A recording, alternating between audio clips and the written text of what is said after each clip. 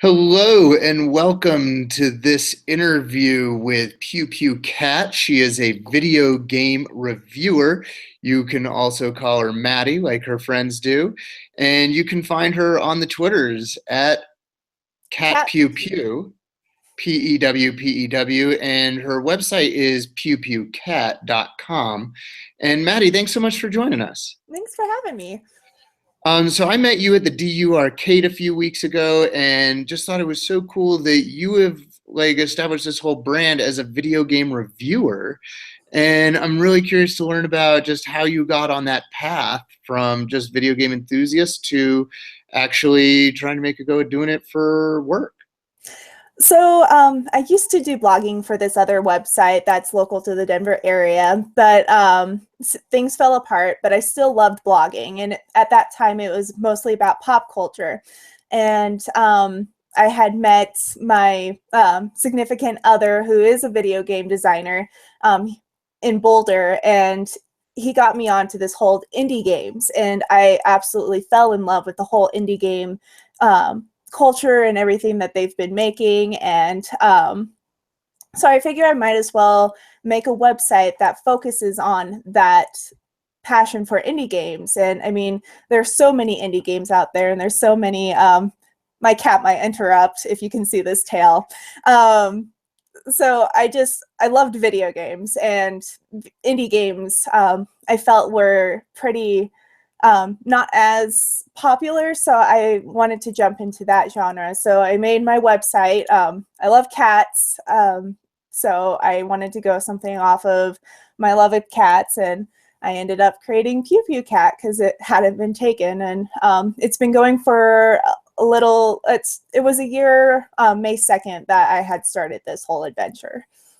Wow. And so what was the journey from, okay, I'm gonna start writing about indie games to having a just massive following of over 10,000 Twitter followers? What were the steps to getting started? So first, it's like figuring out what you want to focus on. So my primary focus was indie games, and then I created my website. WordPress is amazing for those who are not that great at website building. So I built my website, and then I mostly went off of Twitter, and I started following people who followed other indie games. And then I then started getting emails of, hey, can you review my game? And I'm like, totally, I'd love to. So I started doing that, and I started reviewing like the classic indie games like To the Moon, which is one of the saddest but most amazing storytelling indie games out there. And then Undertale, which is one of my favorite indie games, completely made by one person, and who doesn't like to show his face, Toby Fox. But I just loved these stories, and luckily I was able to follow and start having them follow me back, these people who actually enjoyed the same things that I did. So that's basically how I started getting so many followers. That's awesome. And so I think you kind of touched on this because I was going to ask about it as far as, how you discover new indie games to review. What kind of is the balance between you going out and finding new games and developers reaching out and saying, PewPewCat, please review my game?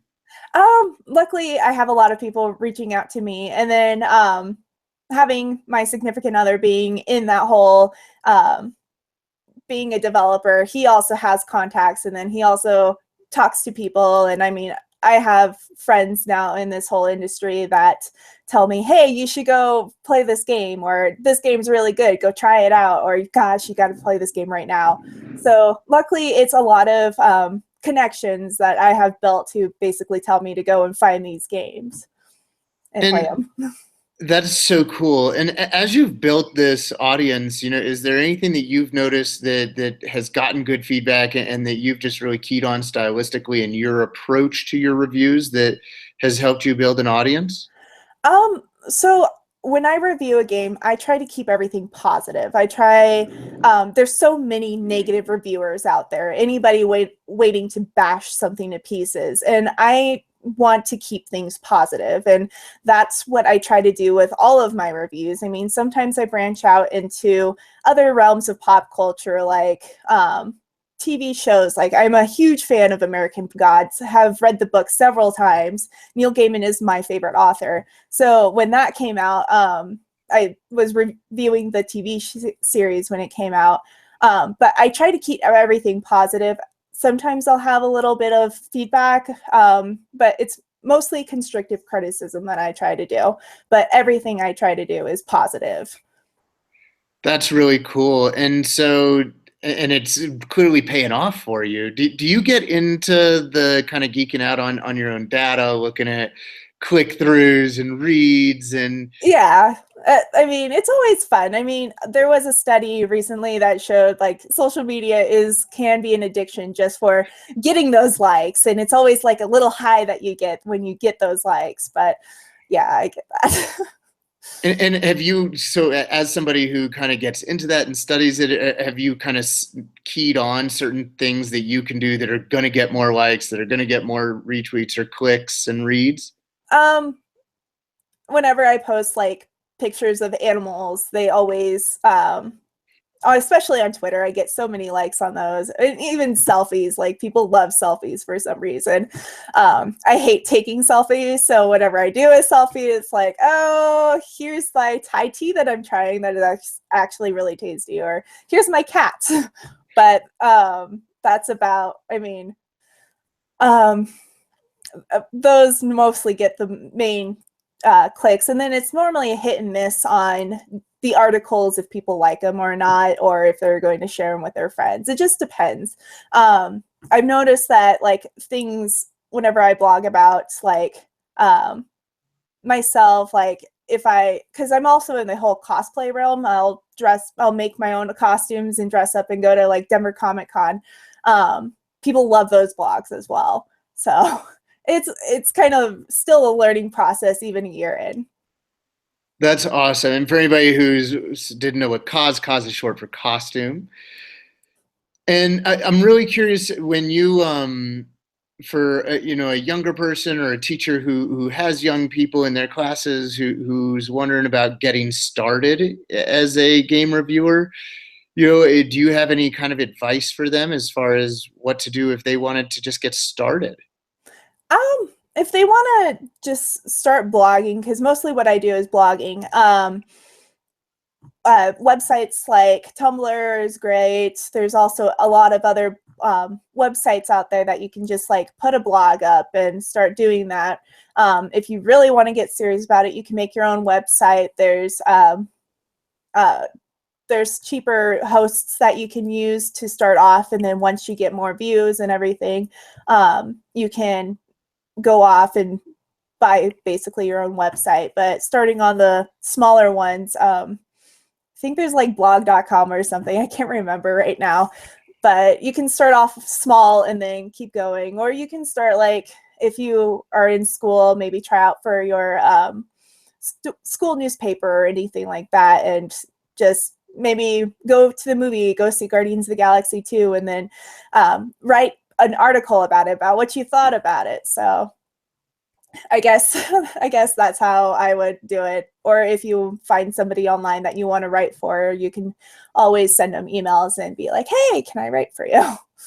I love that. So follow your own passions is something you've had a good success doing, staying positive, being willing to not start out with just yourname.com, but to actually go on another platform. Do you cross post your posts, or did you early on? You mentioned Tumblr. I tried, but things like that for me, I'm not all that diligent on. So I had to have something that would push me to actually create content every day. And luckily, I have found my niche, and that's what kept me going. Awesome. And, you're in a world, this was pretty apparent at the DU arcade where we met, that's definitely preponderous amount of men compared to females. And so as a woman in this space, are there kind of any insights or advice you would have for females who want to get into game reviewing? Just go out and talk to people.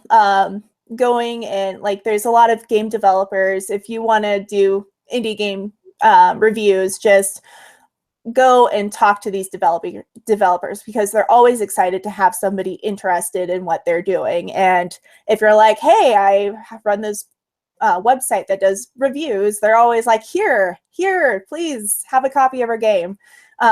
So I guess just go out and be confident. And for me, I mean, luckily a lot of people are very shy in this industry, and so am I. So I mean, I haven't had too much like negative things that happen to me, so we'll see as it continues to get bigger. But as for right now, just go out there and try your best. And there's not too many, like for me, there's not too many indie game reviewers out there, so luckily I can try to commandeer that.